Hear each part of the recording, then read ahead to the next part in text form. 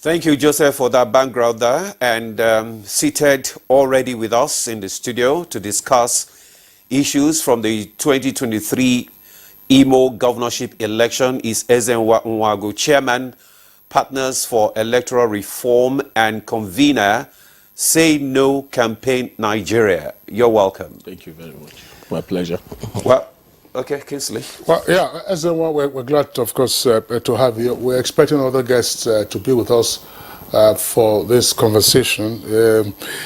Ezenwa, well, it's barely 3 weeks now, as it were, to the off-cycle governorship elections in Bayelsa, Imo, and Kogi. We've already taken Bayelsa, so our focus today is on Imo. And the circumstances of the Imo elections are obviously, many would say, quite peculiar, considering what happened in 2019. Now, is there a shadow cast from 2019 upon to the 2023 off-cycle election in Imo, in your opinion? I think the circumstances are. Thank you for having me. I think the circumstances are different. I think we need to have moved. 4 years is enough time to have moved away from that now. Whether is a court. What is important is that is a court-ordered election, and it is on the basis of that this Imo is not joining other states in the country during the general elections that we had. The big questions and the issues that needs to confront us will be, first, the readiness of the election stakeholders themselves. By this, you'll talk about the Independent National Electoral Commission, you talk about the security agencies, you talk about the political parties, and then you talk about the citizens. What for me is coming out clearly will be the fact that the shadow of insecurity is the biggest challenge for not just Imo, for all those off-cycle elections. Also, the challenge of impartiality of both the security agencies and the other stakeholders that I talk about. Because what is at play in that environment is interesting if you follow it very closely. We will have a situation in which a lot of election workers may not want to participate if nothing is done very quickly. Wow. In security, if you have 7 local governments challenged the way we know it currently, and because of the people that we use for election work, ad hoc staff, majorly members of the National Youth Service Corps, it is going to be difficult.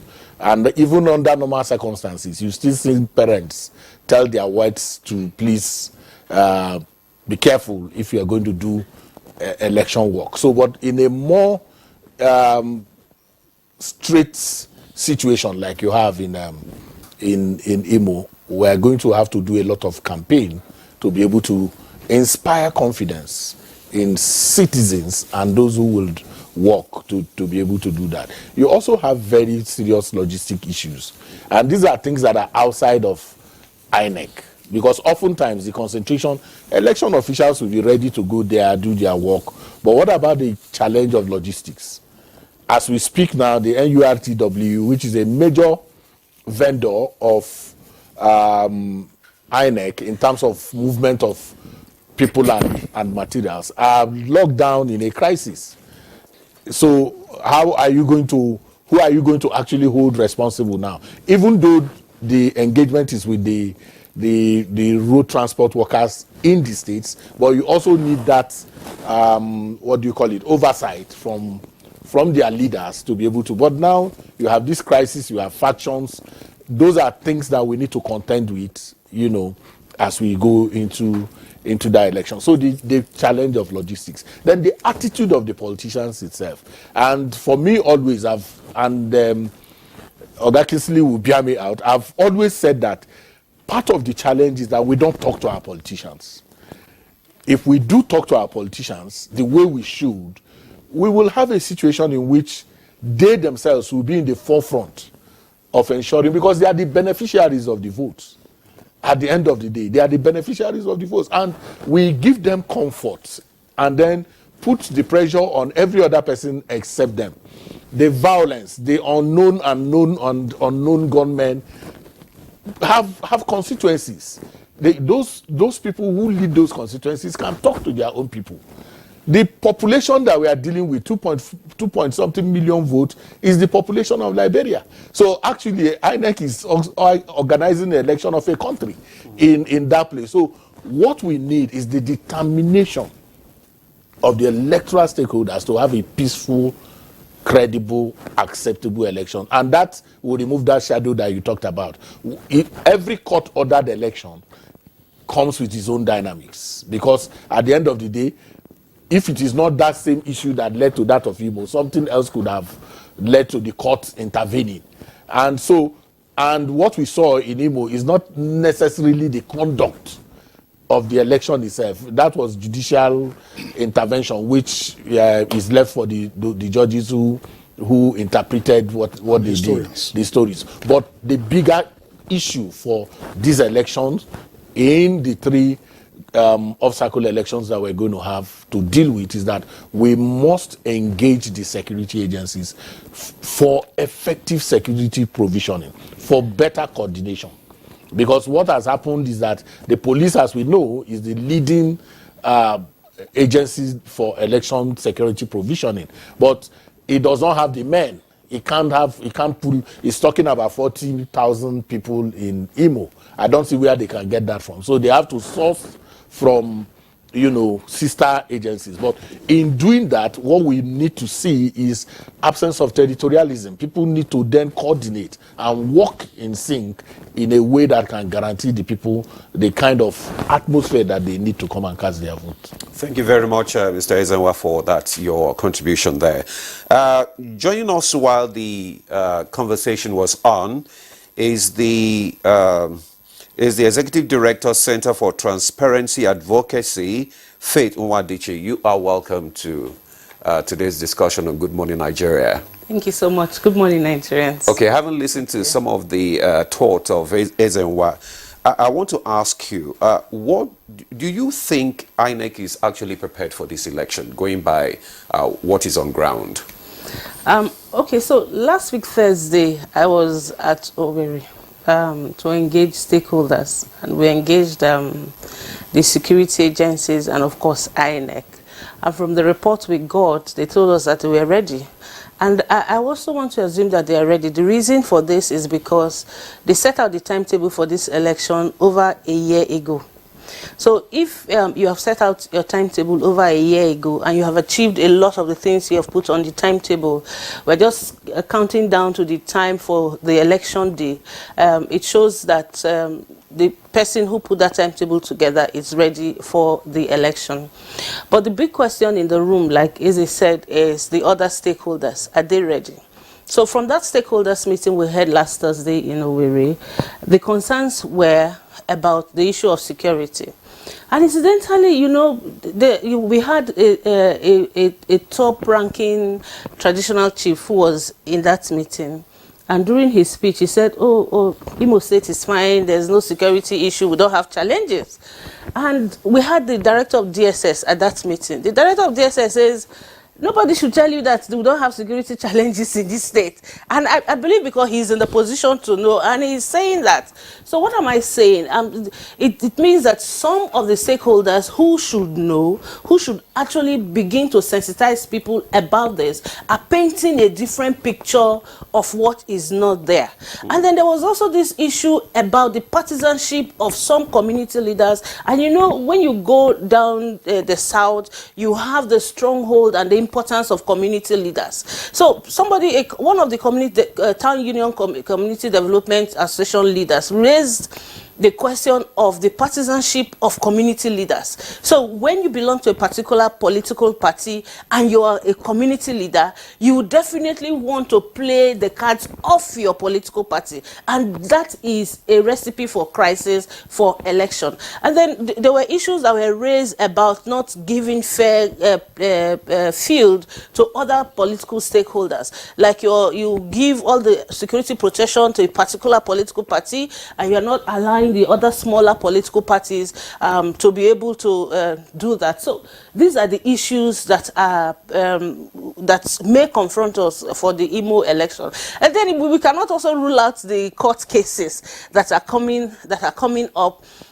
There is a timetable that has been set. Every political party is supposed to look at that timetable and work with that timetable. But the issue of non-democratic systems within our political system, and again, that also sits with the issue Eze raised about the role of the political class. They are the ones who eventually benefit from all of these plans were put together in the last 1 year. But they are the ones who are, I would say, most unprepared. Perhaps they are unprepared, but perhaps they are prepared, but they are not prepared in that kind of way that will help to bring about the integrity and protect the integrity of the process. So we really need to look at that and look at what the role of these politicians are. Now, last week Thursday, while we were at that meeting, INEC handed over the voter register in Imo State to all of the politicians so that they could use that to engage people who are like voters who are supposed to come out on election day to vote. But what will happen is that politicians will take this document and keep it and will not even use it. Rather, they will continue in their usual way of campaigns, unnecessarily heating up the polity, unnecessarily using foul language against their opponents and all of that. And at the end of the day, what citizens don't realize is that at the end of the day, these politicians come on a flat table and align. It was that same on Wednesday when we arrived. We saw one of the major political parties that were flagging off their campaigns, and I was just watching that, and I saw that when you talk to the people on the street, they are telling you, this politician has not done well, this person has not done well, but they come to that campaign, you see all of them standing on the podium, praising themselves, talking about that, and you see citizens giving them accolades. These same people that you have said have not worked, they are the ones who are coming to tell you, we have to do this, we have to do that, and you are there. And the worst part for me, I think I still, even though I have been doing this for some years, what happened was that young people that we say are the future of tomorrow, they're the ones who should know all of these things, they were lining up to collect money for having attended that political rally. They were actually fighting. I didn't see older persons there, young persons, male and female, fighting last week Wednesday to collect money because they attended a political rally. About how much were they collecting? If I may, there are issues that are coming up. They mock this thing that was conducted in most of the states. In the 3 states. People were doing vote buying for a non-ballot election. Yes. INEC was doing a mock, and there was vote buying in the mock. So you just worry where people finish voting in a mock election and then sat down and said they must be giving money before they leave. There is a challenge in terms of this understanding. Then the second thing for Imo is that a court just ordered that INEC should include a political party in the voter in the ballot, meaning that by that stroke of paper now, INEC will have to reprint. If it hasn't already printed. With that party? No. By today, sensitive materials for an election in November 11 should be ready. The court ordered that PRP should be included. So these distortions, I'm just raising them as part of those issues that we need to interrogate. At what point should we have, because the kind of challenge that poses, and if you know that this is a budgeted situation as well, Expenses. expenses, so you are likely now going to put that institution under very strict conditions that they probably did not plan for. Now, if NURTW does not resolve its issues, they have already colonized the whole business of transport, support for INEC. That puts the election in very strict and dire conditions.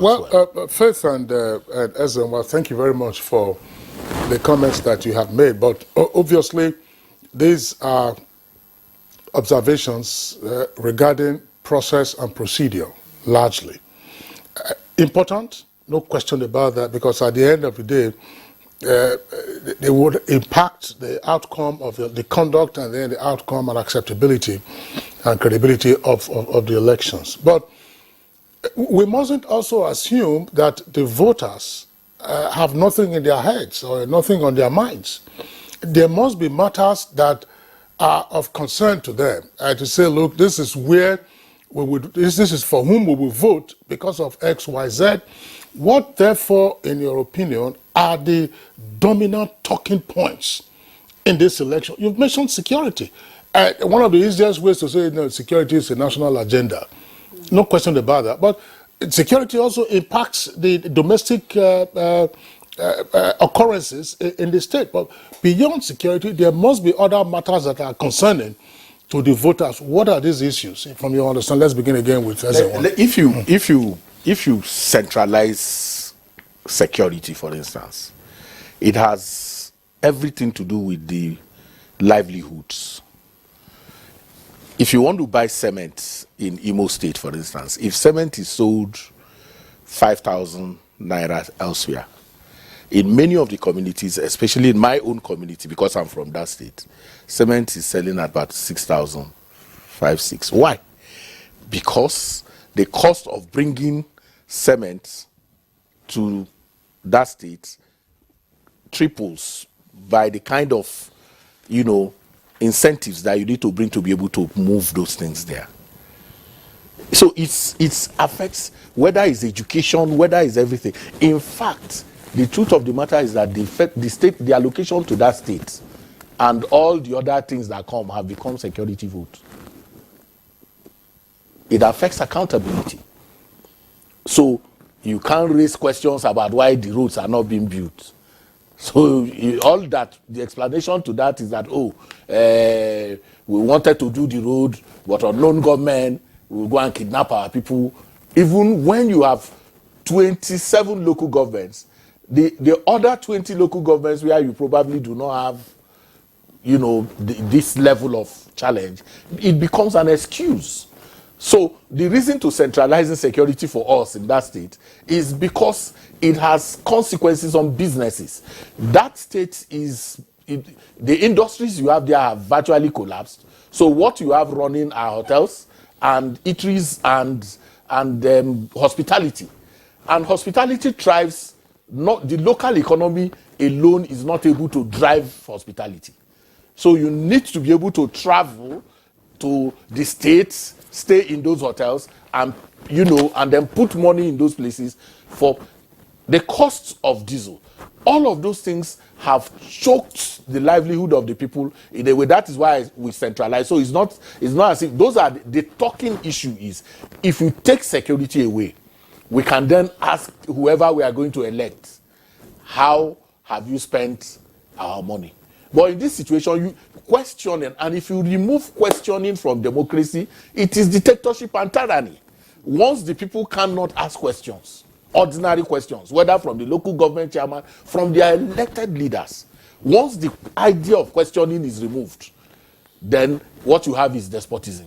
So the states, in some sense, the absence of that transparency, the absence of accountability in the way that citizens can galvanize it is no longer there. That's number one. So you talk about infrastructure deficits. I've told you why there can be an excuse as to the reason why we don't have infrastructure. Hospitals are in their situation, medication and the rest of them. Forget the story, the things. There are token things that go on. But at the deep of it, as we speak now, the challenge of the majority of the people who are in that state has to do with their livelihood, how to even survive. Then coupled with the whole question of sit at home, markets, the whole idea of markets are done on days. The markets in Imo State have to do with Orie, Nko, Afo, and all of those things. There are many of the times when these markets fall into Mondays. And these are people who live on daily sustenance. They have to bring their wares to those markets to sell and then have enough to be able to make a living. So on those Mondays, you no longer sell. Shops are closed, you know. So businesses are affected. So the centrality of insecurity is not something you say, oh, you know, let's push it aside. But beyond that is also the nature and character of the political class. All right, in that state. We'll come to that presently, Ezenwa. Thank you very much. We have two other guests who are joining this conversation, as we earlier indicated. Now, from our Owerri studio, which is in the Imo State capital, would like to introduce the NTA political correspondent in that state. It's my namesake, Kingsley Ononiwu. Kingsley Ononiwu, both are wearing white and both are also wearing red caps. I don't know. I'm not sure. Kingsley Ononiwu, of course, one has dark goggles to the left of your screen, and then the other is not bespectacled. There is also Vitus Ekelcha. Ekelcha is a former director of the National Orientation Agency, and now he's a lecturer in political science at Claretian University, Nekede in Owerri. Gentlemen, you are both welcome to Good Morning Nigeria. But let's begin with the NTA political correspondent, Kingsley Ononiwu. Kingsley, yeah. Yeah, what is the lead up like to the governorship election on the 11th of November? How is Imo State from your reading? Thank you very much, my namesake. Imo State is, at the moment, is bubbling ahead of the November 11 off-cycle governorship election in the state. Everybody is highly interested in what will be the outcome of the election, judging from issues at the moment. On the side of INEC, INEC has done everything humanly possible to prepare itself against the task ahead. On the side of the political parties, they are not leaving any stone on the votes. But what matters is what are the selling points of these political parties. One, the major agenda on the lip of every electorate in the state is the issue of security. Insecurity has become a very major challenge ahead of the election. Every contestant, every candidate in the election, be it the minor and the so-called major political parties, are promising Imo people that they will tackle the issue of security. And that is the only thing people want to hear, because citizens of these states are tired of insecurity. So that is why, if any candidate is not hammering on his plans to end the insecurity in the system, no voter will be interested to cast his or her vote for such a candidate.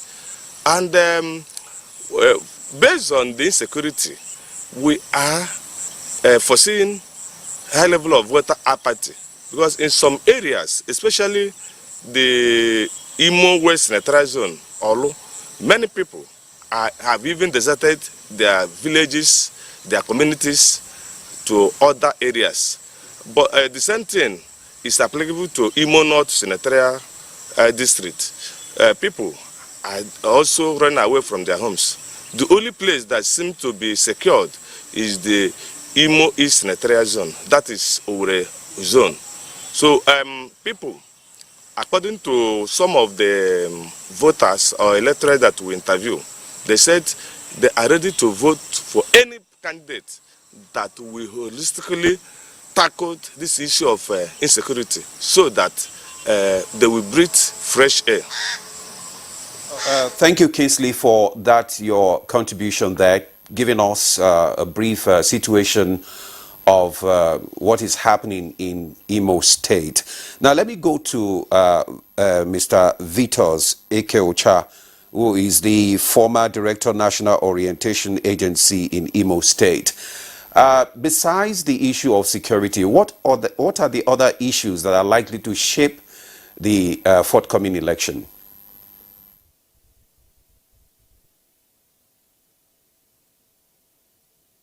Issues that are likely to inform people's choice or decision in electing whoever they want to be their governor is the issue of infrastructural developments. Some areas in Imo State, some local governments areas are not accessible, judging by road network, which is affecting both movement of human and vehicular movements. So people also want such deficits to be addressed. And another issue that will determine where the pendulum will swing is the issue of joblessness among teeming youth.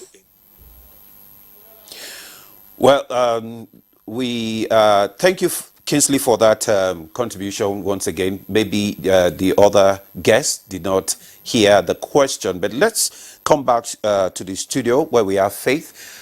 You talked about this issue of vote buying is very important. How do you think this issue can be, checked in the forthcoming election? What can be done? I think the responsibility is actually on the voter, because if you don't have sellers, you won't have buyers. If people really understand that it is their right that they are selling, that they don't need to sell it, and politicians go out with the money, they don't see that. The other thing is also for citizens to realize that the governorship election is a very important election. We saw that happen during the general election. A lot of Nigerians put all of their efforts in the presidential election without looking at the governorship election, where they can actually hold the governors accountable. So because they don't put that level of importance on the governorship election, you see that citizens don't do that. But again, people come out to argue to say, if we don't sell these votes, that's the only time we get our own share of the national cake. But if you have a wider picture of what you will get at the end of 4 years, if you don't sell your vote, then you will not be able to say you want to do that. That's on one hand. That is changing the mindset. Yes, changing the mindset of the voters themselves, of citizens generally. Then the other aspect of it is that the security agents, and this came up again at that stakeholders meeting we had. The question was put to the security agents: why is it that you are on the field and you see a wrongdoing, you don't do anything? And they explained that because, again, it's according to the law. Unless the INEC official on the field says this person is breaking the law, they cannot move. So why do you do that? When actually the law says that you can actually have citizens police who can arrest people who are doing wrong. So why is it that when you come to an election ground, you see outright wrongdoing, you are waiting for the INEC official to tell you that this is wrongdoing according to the Electoral Act before you can act? Meanwhile, you are trained to provide security during elections. And, until we get all of these things right, let the security agencies know that they have the responsibility also to protect the sanity of the process. Because you can imagine that an INEC official who is on the field, administering the process of voting, is the one that will have to identify a wrongdoing within a polling unit, that you are there as a security agent with your colleagues. You do not do anything. And so they come up to say, our hands are tied, we cannot do anything. We have been told that unless the INEC INEC official tells us that's a wrongdoing, then there's nothing we can do. So what's the essence of the training that you get as security agents before you go there? Pertinent question there, Faith Nwadishi. Thank you very much. Now let's return to our guests in Owerri, Vitos Ekeocha, who is a lecturer now in political science at Clarisha University, Nekede, in Owerri, former director of NOAA.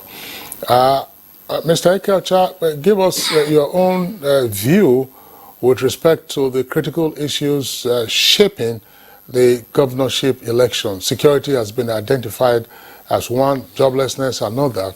But of course, Ezenwa, of course, tells us here that security provides an effective helicopter view of other issues in the election. What's your take? Kingsley, I totally agree with Ezenwa because security is a central issue in the election in Imo State. The issue of security has been overemphasized. All the candidates have been talking on security. Now, another issue that may play a very significant role in this election is the issue of youth employment and empowerment. Most of the youths in Imo are unemployed. You know that Imo turns out the highest number of graduates every year. And where do they go?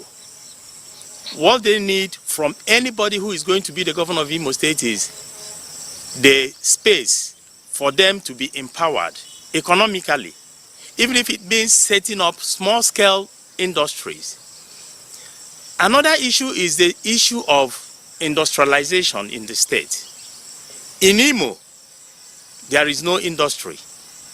What we have is the entertainment industry, which has become moribund because of insecurity. If you come to Owerri, there's not like nightlife alone. Even most of the hotels are folding. So that is why we said insecurity, the issue of addressing insecurity is the major crux in this election. Then the issue of infrastructural development. Yes, when you hear people claiming that roads have been built, it is only the major roads. If you go to the villages, to come out from them is a problem. So how can people living in agri areas bring out their goods? How can people go home? So infrastructural development in terms of road is very crucial in this election. And the issue of education. Education is very paramount in Imo. What thrives in Imo State nowadays is private enterprises in terms of education. The public schools are nothing to write home about. So any governor that comes up with the issue of reviving education, just like our neighboring states, I don't want to call names, did, I think such a person will get large chunks of vote. But I still say, Kingsley, we may have a problem in this election, and that is the issue of apathy.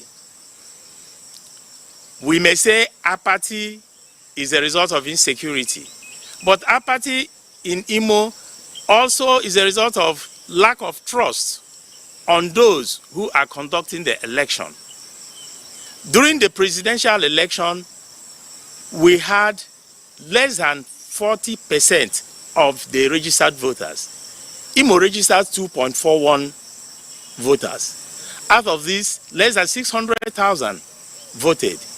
How do you address a situation where less than 1/5 of the registered voters elect the person who is going to man the affairs of the state? It becomes worrisome. These are the mind-boggling issue that is on everybody's mind. And I don't know how this issue will be solved. INEC has promised that they have done, out of the 13 hurdles, they have cleared 10, remaining 3, which is notification of polls, publication of the last day of campaign, and the election proper. I'm aware my former agency has been crisscrossing the 27 local government areas and the 300 wards, trying to raise the awareness and consciousness of the people to come out on the 11th to vote for the candidate of their choice. But the question has been, can you guarantee our safety? will our votes count? These are some of the issues involved in the forthcoming gubernatorial election in Imo State as far as I am concerned. Mr. Vetos, for that, your thought on that Imo State forthcoming election there, the issue of apathy, as in where you have heard what he said, that, and I think it's not only limited to Imo State, even the general election, you find out that the number of people that registered for the election, less than half usually come out to vote. How do you think that this issue of apathy can be tackled? There are challenges of, you can explain it away as the fact whether democracy is fulfilling its, what the people think it will do for them. That's a debate that is that is on, not just in Nigeria, across the world, whether democracy is fulfilling. That's an aside. But more importantly is the fact that we have not been able to win ourselves of the fact that there has been incremental progress in our electoral process. A lot of people still sit back and say, oh, they have done their thing already. There is no need to go and vote. Even here, you still hear things like whether our vote will count. If you understand the work that has been done and the shift that has happened within our electoral process, you will see that if people are not sitting pretty where they have always been, they should have shifted first and foremost to appreciate those changes. We were in a place where we are going to vote and the result of where you are voting will be announced. It's happened in our country. We were not using permanent voters cards. We didn't know about, two-layer accreditation process that takes away voter identification theft. All of those things have come to bear. Is to continue to push those progress that has been made, put it out there for people to see. Now, the Imo election will be organized by Igbo people, by people who are from Southeast. So you are not going to have foreigners come to the resident electoral commissioner for Imo State must be from a neighboring state. The EOs, the electoral officers, the AEOs, the people who will work, majority of them are people those who will work in my community are largely my community people. So if they understand the need and the importance of the legitimacy of those who win that election and how its repercussion for governance itself, they will do better than the whole challenge that you see. Yes, okay, just want to follow up. Yeah, follow up so that we can go back to our guests in Owerri. Oh, okay. Yeah. Because you said something the other time, that is the issue of the traditional rulers and the religious leaders not actually playing the role they are supposed to play. Maybe I'll just throw the question to Faith to answer it. When we talk about educating the voters now and the people on the benefits of these elections, that is one part. Then again, I noticed that of all the political parties, not one single woman is listed as contested for this election. What do you think is responsible for that? Is it cultural or what? Well, culture is a part of it, but it's not the basic issue why women are not listed as governorship candidates. It's because of the culture within the political party itself and the fact that the kind of rules and regulations they put, the hurdles that they put for people to scale before they can get that. And again, because you also leave the power of selection of who is a candidate for the political party to that political party to do. Most times women are not part of that. So that's mostly what is happening. But when you talk about the role of traditional rulers, religious leaders, incidentally, like I said, I keep going to that meeting because it was so recent, and we had the imam, the Khan representative at that meeting, and they were all talking about, oh, will our votes count? Nobody is talking about what has happened, what is the progress, what is our own own role in ensuring that all of these things work for us. Everybody is saying, oh, they're going to do their own thing. We just encourage our people if they like. That's the language, if they like. So when you now hear from a traditional ruler or a religious leader who is standing on the pulpit and telling the congregation, if you like, the person will definitely go home and sleep and say, okay, my leader already said, if I like, I don't like, because I don't want to be part of that. They're not telling them about the gains that they will get if they come out to be part of the process. Faith, thank you very much there for your response to Demola's question.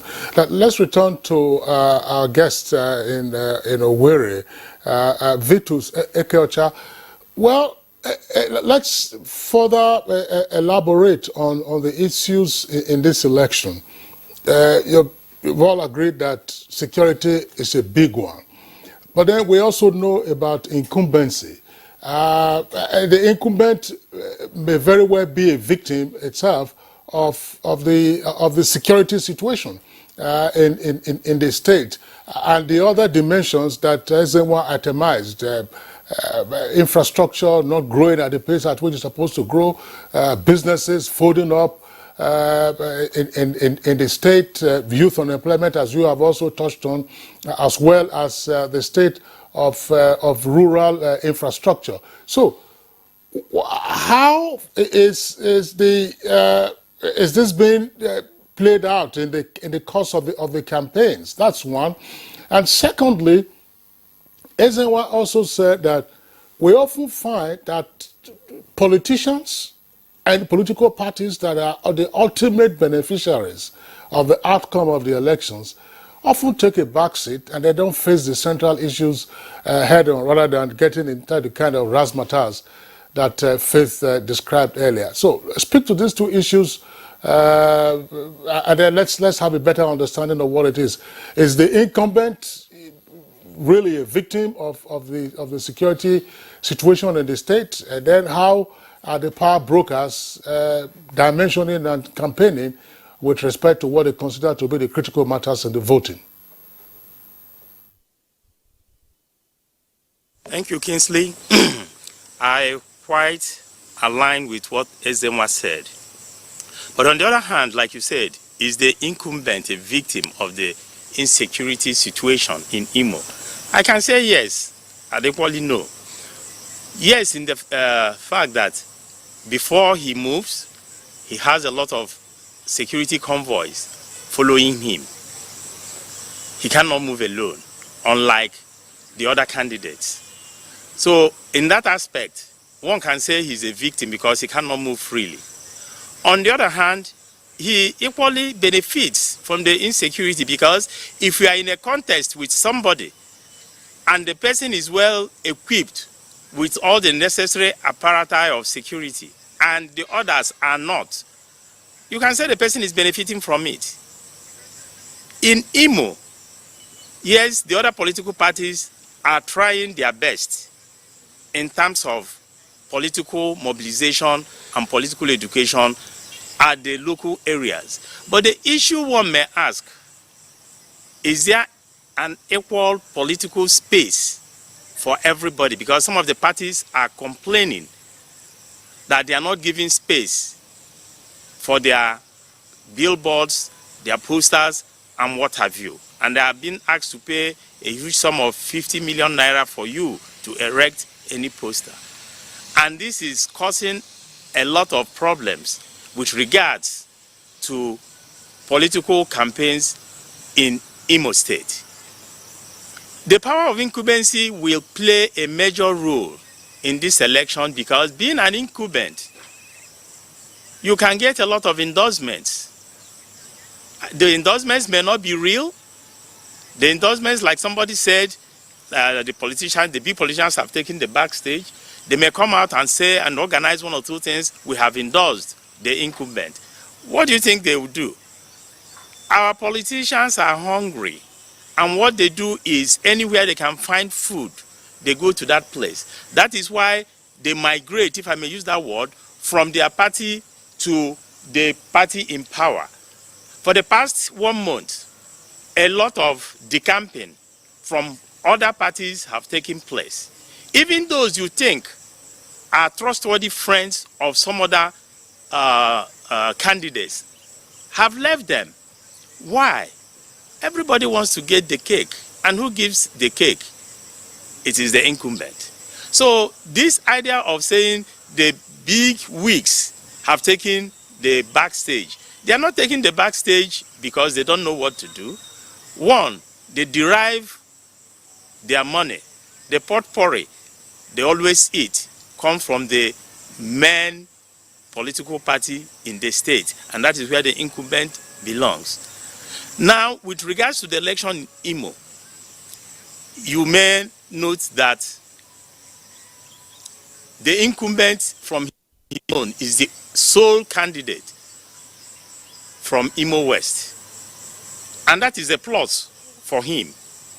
And with that, he has gotten a lot of endorsements from the 12 local governments cutting across different strata of the society. Unlike in other zones, Imo East and Imo North, where you have several candidates coming out for the same election.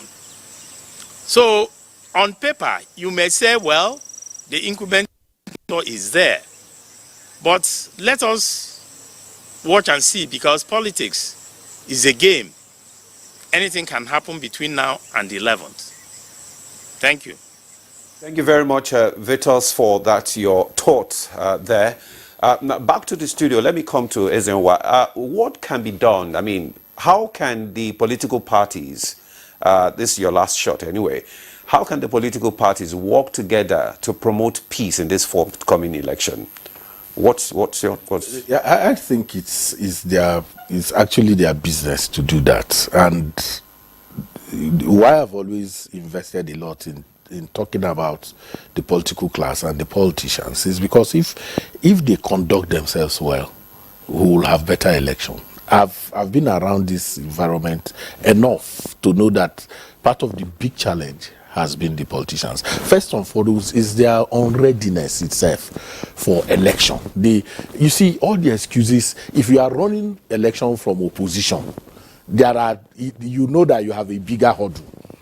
So the pretension to the contrary is what I don't understand, that you don't know that when you want to unseat an incumbent, there is more work for you. And it's not impossible, because Imo State has also history of removing an incumbent. So this whole question does not arise. Upstaging an incumbent. That has happened in that state before. But the challenge is that politicians think that this thing is a competitive enterprise. It has rules, and follow those rules, and then nobody, if you find it, I dare, Oga Kinsley, and invite some of these people and say, what the electoral act, this electoral act that we are going to use to run this election, what do you'll be shocked. And this has been tested, because they don't know the law. They don't follow the law. They don't care about the law. INEC. What do they operate by? They operate by winning. They just want to win. By their instincts. By their instincts and how they want to win. But in closing, for me, is that we have to also begin to campaign against internal subterfuge. Internal subterfuge of closet sympathizers of the anti-democratic forces that are working in that environment. Because election workers, the security, many of them, some of them rather, are sympathizers of, so partisanship is a strong issue. There is a whole question, including public commentary, is tilted in a way that does not advance level playing even for the ordinary person. Because both the one who calls himself civil society he's hiding under one finger. In one sense, he's sympathizing with sit at home. He wants a sit at home. He enjoys it. He likes it. And then in another sense, he's coming to say there is no level playing ground in this other place. The attitudinal change that needs to happen, not just in Imo State. The Southeast needs that attitudinal infusion that lets them understand that there is a decimation of the whole thing that holds that environment together if insecurity is not dealt with. And that for me that's why I'm not talking about infrastructure. Then the issue of drugs. drugs. That is a big issue. Drug abuse in the state by young people.